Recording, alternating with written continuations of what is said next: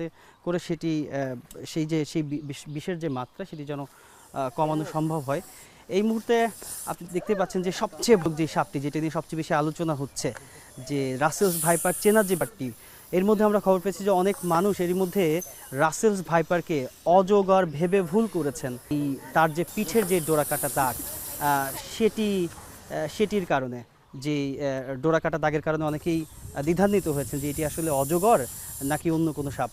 এরই মধ্যে ফরিদপুরের একজন কবিরাজের কথা জানতে পেরেছি আমরা যে সেই কবিরাজ রাসেলস ভাইপারকে অজগর ভেবে ধরেছিলেন, পরবর্তী সময়ে এই সাপের দংশনে তিনি মৃত্যুবরণ করেন।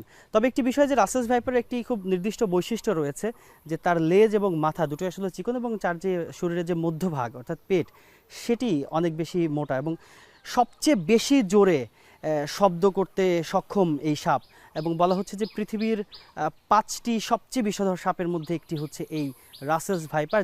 তার যেই গণ্ডি সেই গণ্ডির মধ্যে যদি প্রবেশ করে তবে কিন্তু সে যে কোনো মুহূর্তে তাকে দংশন করতে পারে এবং সেই সক্ষমতা তার রয়েছে। তবে একটি বিশেষ বৈশিষ্ট্য এই সাপের সেটি হচ্ছে যে সে কখনোই সোজাভাবে অবস্থান করে না, বরং সবসময় সে এক ধরনের প্যাঁচানো একটি কুণ্ডলি পাকিয়ে সবসময় অবস্থান করে।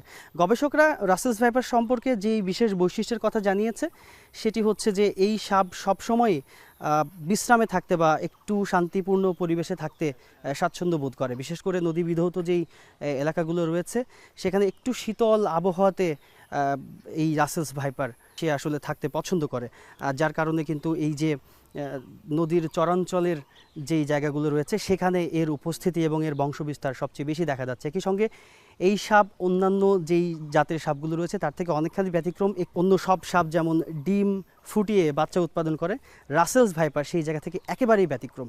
রাসেলস ভাইপার একসঙ্গে 50 থেকে 80টি পর্যন্ত বাচ্চার জন্ম দিতে সক্ষম, যার ফলে কিন্তু খুব দ্রুত সময়ের মধ্যে এই সাপের যেই বংশবিস্তার সেটি বাংলাদেশে ঘটেছে। যদিও এখন থেকে আরও কয়েক বছর আগে সরকারিভাবে যেই তথ্য জানা গিয়েছিল সেটি হচ্ছে এটি একটি বিপন্ন প্রজাতির সাপ এবং এটিকে আসলে সংরক্ষিত প্রজাতি ঘোষণা করা হয়েছিল, বিলুপ্ত প্রায় বলা হয়েছিল।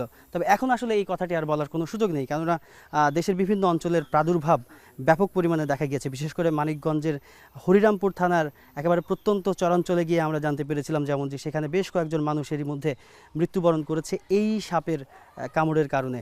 সাপের যেই দৈহিক যে গঠন সেটি আসলে কুণ্ডলি পাখি এমনভাবে অবস্থান করে যে স্বাভাবিকভাবেই কেউ দূর থেকে দেখলে কোনোভাবেই বুঝতে পারবে না যে এখানে কোনো একটি সাপ রয়েছে, কিন্তু তার যেই যে একটা নির্দিষ্ট গণ্ডি রয়েছে সেই গণ্ডির মধ্যে যদি কেউ প্রবেশ করে এবং সে যদি কাউকে শত্রু মনে করে সঙ্গে সঙ্গে কিন্তু এই সাপ তাকে দংশন করে। বেশ অনেক দূরের পথে অর্থাৎ ঢাকা থেকে 100 কিলোমিটারেরও বেশি দূরত্বে এসে অর্থাৎ পদ্মা নদীর যেই ভাটির যে দিকটা সেখানে এসে এই রাসেলস ভাইপারে দেখা মিলল একজন সাপুরের বাড়িতে।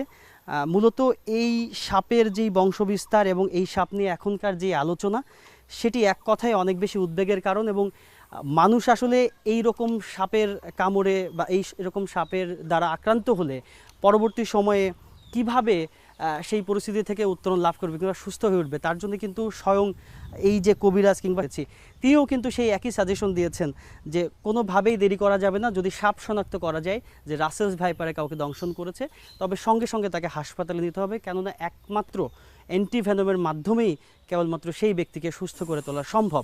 তবে যেই শঙ্কা সেটি হচ্ছে যে এই সাপের কামড়ে যারা আক্রান্ত হয়েছেন তাদের আসলে বেশিরভাগ মানুষই মৃত্যুবরণ করেছেন। তবে সতর্ক থাকার কোনো বিকল্প নেই, সেটি সব মহল থেকে বলা হচ্ছে, সেটি গবেষক থেকে শুরু করে যারা এরকম পেশাদার সাপ যে উদ্ধারের কাজে যারা যুক্ত রয়েছেন তারাও কিন্তু সেই বিষয়টি বলছেন। এই সাপ থেকে যত সম্ভব মানুষকে অনেক বেশি পরিমাণে সতর্ক থাকতে হবে। শরীয়তপুরের সখীপুর থানা থেকে তাজনুর ইসলাম, যমুনা নিউজ।